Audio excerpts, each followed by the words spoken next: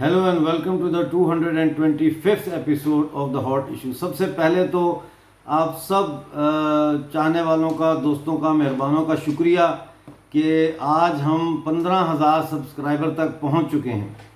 اور جیسا کہ آپ جانتے ہیں کہ یہ کچھ عرصہ مونیٹائز رہا، پھر اس کی مونیٹائزیشن بند ہو گئی کسی وجہ سے جو ہمیں پتہ نہیں ہے، اور کیونکہ یوٹیوب کا کوئی ایسا ٹیلی فون نمبر نہیں ہے جہاں ہم فون کر کے پتہ کریں، تو ہم نے مونیٹائزیشن وغیرہ جو ہے وہ ہمارے چینل کی نہیں ہے۔ تو ظاہر ہے کہ یہ منی اورینٹڈ، منی میکنگ چینل نہیں ہے، یہ انفارمیشن اور ایجوکیشن اورینٹڈ چینل ہے۔ تو سب سے پہلے تو آپ سب کا بہت بہت شکریہ۔ 15,000 ہوئے تھے آج صبح دوپہر کو، اور اب شام کو میں نے دوبارہ چیک کیا تو 15,032 ہو گئے، یعنی کہ وہ جیسے جیسے بڑھتے جا رہے ہیں تو اس کی رفتار بھی بڑھ رہی ہے۔ خیر، آپ کا تھوڑا سا وقت لیا، یہ خبر آپ کے ساتھ شیئر کرنی تھی۔ دوستوں اور ساتھیوں، پاکستانی فوج نے بڑے ظلم کیے ہیں، اور یہ ظلم جو ہے خیبر پختونخوا سے لے کے کراچی کی گوٹھوں تک، اور پی او جے کے سے لے کر بلوچستان تک، اور پنجاب میں بھی کوئی شاید ہی ایسا ضلع ہو یا کوئی علاقہ ہو جو یا تحصیل ہو جو پاکستانی فوج کی بربریت کا جس نے مزہ نہ چکھا ہو۔ اور ابھی آپ کو پتہ ہے کہ پرسوں پاکستانی فوج کے ایف سی کے جو 2 جوان تھے، انہوں نے نیلم میں، ہمارا جو پی او جے کے ہے وہاں پہ نیلم میں شاردا کے مقام پہ جو ہے وہ گاڑی خراب ہوئی، تو انہوں نے ہماری عورتوں کو گاڑی سے اتارنے کی کوشش کی، اور اس کے سکفل ہوئی وہاں پہ، اور انہوں نے فائرنگ کی، اور فائرنگ میں 2 لوگ وہاں پہ 3 نوجوان شہید ہو گئے، اور جو ہے وہ 25 سے زیادہ لوگ زخمی ہوئے۔ اسٹریٹ فائر کیا انہوں نے، اور اس فائرنگ کی وجہ سے اسسٹنٹ کمشنر، کچھ کہتے ہیں ڈپٹی کمشنر، کچھ کہتے ہیں اسسٹنٹ کمشنر، بہرحال ایک افسر جو ہے وہ بھی زخمی ہوا، اور ایک ایس ایچ او بھی زخمی ہوا، اور کئی پولیس والے بھی زخمی ہوئے، کیونکہ وہ آگے تک چھڑانے کے لیے، ان کو علیحدہ کرنے کے لیے۔ اسی طرح اگر آپ کراچی دیکھیں تو 25,000 تو جو ہے 25,000 سے زیادہ تو صرف اردو بولنے والے سندھیوں کا قتل عام ہوا ہے۔ تو آپ چھوڑیں باقی باتیں، سندھ میں جب ایم آر ڈی کی تحریک چل رہی تھی تو انہوں نے ہیلی کاپٹروں کے ساتھ اسٹرافنگ کی تھی 1984 میں سندھ کے دیہاتوں کے اوپر جہاں یہ تحریکیں چل رہی تھیں، اور بے شمار لوگوں کو انہوں نے مارا، جس کے کوئی اعداد و شمار جو ہے گورنمنٹ نے پیش نہیں کیے۔ اسی طرح سے خیبر پختونخوا میں جو پی ٹی ایم بنی ہے، وہ بھی آپ اچھی طرح جانتے ہیں کہ وہ بھی جو فوج کا ظلم ہے، فوج جو طالبان کو مارنے کے نام پر وہاں کے معصوم پشتونوں کا قتل عام کرتی رہی ہے، اس کے خلاف ایک احتجاجی، نان وائلنٹ احتجاجی تحریک بنی۔ بلوچستان میں یہ عورتوں کو بھی، پریگننٹ عورتوں کو انہوں نے ہیلی کاپٹروں سے نیچے پھینکا ہے، بلوچ عورتوں کو، اور انہوں نے نوجوانوں کو پھینکا ہے۔ ماس گریوز نکلتی ہیں ہر 4-6 مہینے، سال کے بعد بلوچستان سے خبر آتی ہے کہ جی ماس گریو نکلی ہے، اور ان کے شناختی کارڈ، ان کے جو وہ تو ڈھانچہ بن گیا ہے سارا، وہ تو پہچانے نہیں جاتے، لیکن ان کے وہ 7 شناختی کارڈ ان کے جو ہے وہ ان کے پڑے ہوتے ہیں ایسے۔ تو کہنے کا مقصد یہ ہے کہ ظلم اور بربریت جو ہے وہ بے شمار ہے، اور پھیلتی چلی گئی، اور وہ کبھی یہ نہیں ہوا کہ اس میں کوئی کمی آئی ہو۔ بنگالیوں کا بھی آپ کے سامنے ہے، لیکن اب وقت بدل رہا ہے۔ اب جو متحدہ قومی موومنٹ کے قائد ہیں محترم الطاف حسین صاحب، انہوں نے اعلان کیا کہ وہ سندھو دیش کی آزادی کی تحریک کے ساتھ جڑ گئے ہیں، جس کا میں بار بار سمجھانے کی کوشش کرتا ہوں کہ یہ کوئی معمولی واقعہ نہیں ہے۔ یہ واقعہ نہیں ہے کہ میں نے کہہ دیا کہ جی پی او جے کے جو ہے وہ اب سندھو دیش کی آزادی کی تحریک میں ان کے ساتھ شانہ بشانہ لڑے گی۔ ہم لڑیں گے، ہمارے لوگ ہیں کراچی اور سندھ میں، وہ ان کو ہم نے جاری کرنا ہے اعلامیہ کہ آپ لوگ جو ہے وہ متحدہ کے ساتھ شامل ہو کر وہاں پہ لڑیں، اور ایس آر اے کے ساتھ مل کر لڑیں، لیکن اس کی وہ اہمیت نہیں ہے جو الطاف حسین صاحب کے بیان کی ہے۔ یہ تاریخی بیان ہے، فارمولہ سمپل ہے کہ جب تک شہری آبادی اور دیہی آبادی ایک نہ کیا جائے، وہ ایک سٹرگل میں اکٹھی نہ اترے، اس وقت تک جو ہے کسی بھی قوم کی آزادی، قومی آزادی جو ہے وہ حاصل کرنا ممکن نہیں ہوتا۔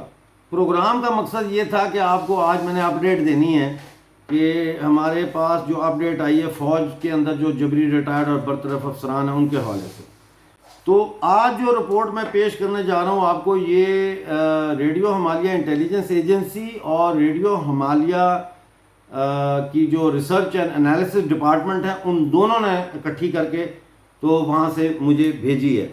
تو پہلے میں آپ کو یہ رپورٹ سناتا ہوں جو مجھے ہماری انٹیلیجنس ایجنسی نے بھیجی ہے۔ رپورٹ میں یہ رپورٹ جو ہے یہ جبری جو ریٹائر کیے ہیں انہوں نے فوجی اور برطرف کیے ہیں، اور جن افسروں نے جو ہے وہ استعفے دیے ہیں، پروٹیسٹ استعفیٰ جس کو بولتے ہیں، احتجاجاً جنہوں نے استعفے دیے ہیں ان سے متعلق ہے۔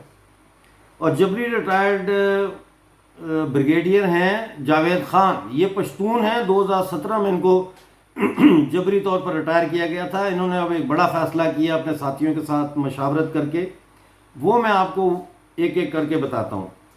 اور تمام جبری ریٹائرڈ برطرف اور مستعفی ہونے والے فوجی افسران اور سپاہیوں کی تنظیم سازی کا اعلان کیا گیا۔ یہ ایک بہت بڑا اعلان ہے، کیونکہ پاکستانی فوجی جب تنظیم سازی کریں گے تو وہ میرا خیال ہے کہ مسلم لیگ نون اور پیپلز پارٹی سے زیادہ منظم تنظیم بنے گی اور افیکٹو بھی ہوگی، کیونکہ ان کی ٹریننگ ہے اس چیز میں۔ تو یہ فوج کے لیے بھی لمحہ فکریہ ہے، کیونکہ یہ جو تنظیم فوج سے باہر بیٹھ کے کام کرے گی، ان کے رابطے فوج کے اندر بھی ہیں، یعنی سینئر جرنیلوں کے، بریگیڈیئروں کے شاگرد بھی ہیں اندر، ان کے کمان میں جو سپاہی تھے، جن کمپنیوں اور جن بریگیڈز کے یہ بریگیڈ کمانڈر تھے یا افسر تھے، ان کے سپاہی جو ہے وہ اپنے افسر سے زیادہ لائل ہوتا ہے، چیف آف آرمی سٹاف سے بعد میں لائل ہوتا ہے۔ یہ فوج میں جو لوگ رہتے ہیں ان کو پتہ ہوگی یہ چیز۔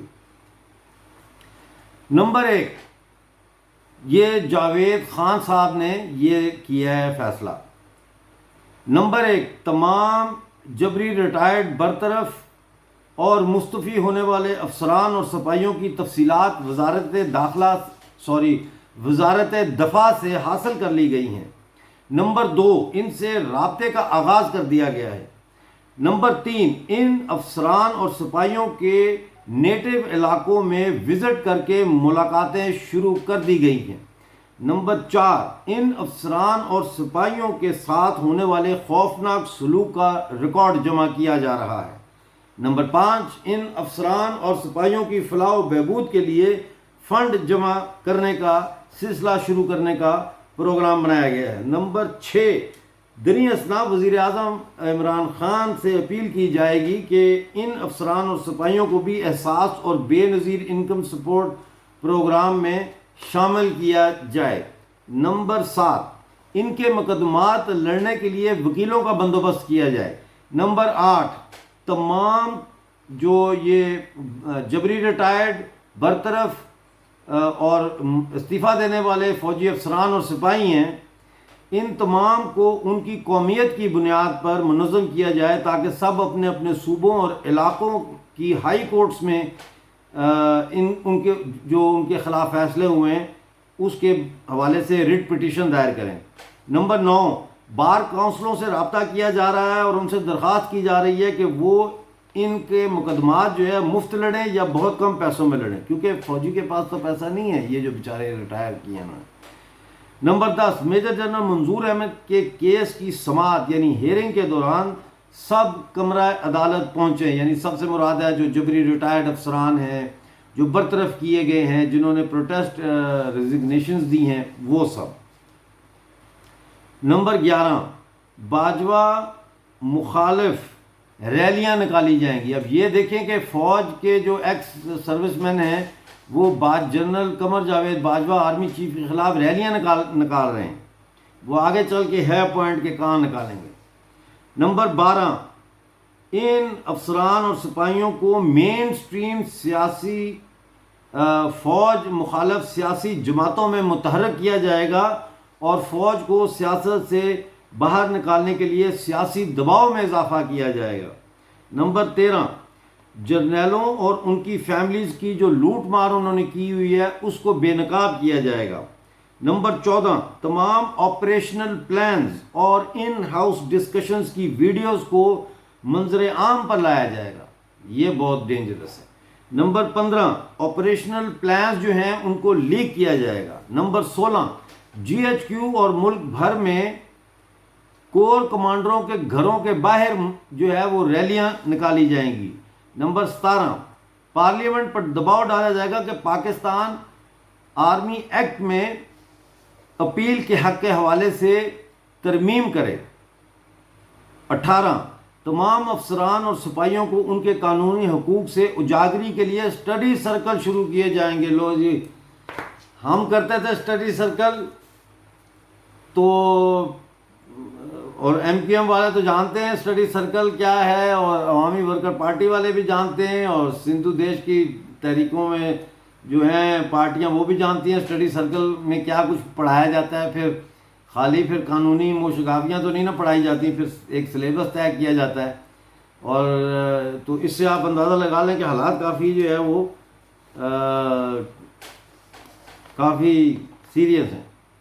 نمبر 19 سب کی ہمت افزائی حوصلہ افزائی کی جائے گی کہ وہ اپنی رٹ پٹیشن میں جنرل قمر جاوید باجوہ کا نام لکھیں، نامزد کریں اس کو، تاکہ عدالت باجوہ کو طلب کرے، عدالت میں وہ مجبور ہو جائے.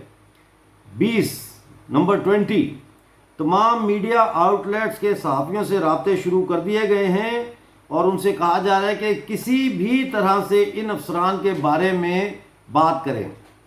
نمبر 21 یوٹیوب پر برطرف اور جبری ریٹائر اور پروٹیسٹ ریزگنیشن دینے والے فوجی افسران اور سپاہیوں کے انٹرویوز جو ہے ویڈیو پہ ریکارڈ کر کے یوٹیوب پر اپلوڈ کیے جائیں گے.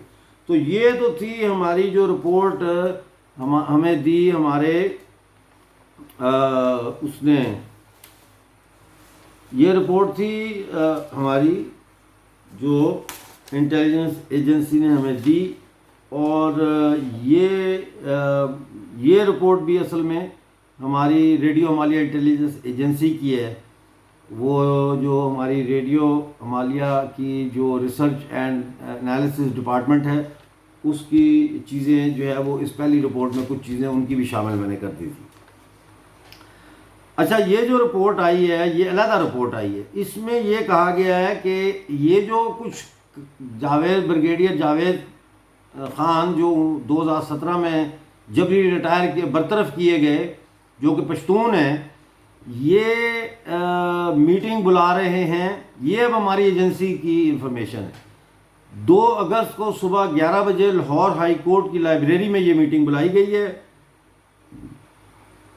اجلاس میں میجر جنرل منظور احمد بھی شریک ہو گئے. یہ وہ میجر جنرل منظور احمد ہیں جن کی high court intra court appeal منظور ہوئی ہے کل، اور اب وہ سنی جائے گی اپیل، اور اس کا بینچ تشکیل ہو گیا سارا کچھ. اچھا یہ جو میجر جنرل منظور احمد ہیں یہ بھی پنجابی نہیں ہیں، یہ سندھی ہیں. ان کا مسئلہ یہ تھا کہ یہ ملٹری انٹیلیجنس کے میجر جنرل تھے اور ان کی ترقی نہیں ہو رہی تھی لیفٹیننٹ جنرل پہ. تو انہوں نے یہ اعتراض اٹھایا تھا کہ فوج میں کوئی ایسا طریقہ کار نہیں ہے واضح کیا ہوا کہ بھئی میجر جنرل سے لیفٹیننٹ جنرل کب ہوگا، ترقی کب ہوگی یا کیسے ہوگی.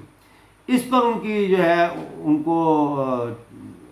ان کی سرزنش کی گئی، اور پھر وہ آپ کو پتہ ہے ریڈیو ہمالیہ میں بھی ہم نے آپ پچھلے سن لیں اس میں تفصیل بیان کی ہوئی. تو یہ سندھی ہیں، یہ شریک ہوں گے. اس کے علاوہ ان کے وکیل، یہ میجر جنرل منظور احمد جو سندھی ہیں ان کے وکیل عابد ساقی یہ بھی ہوں گے.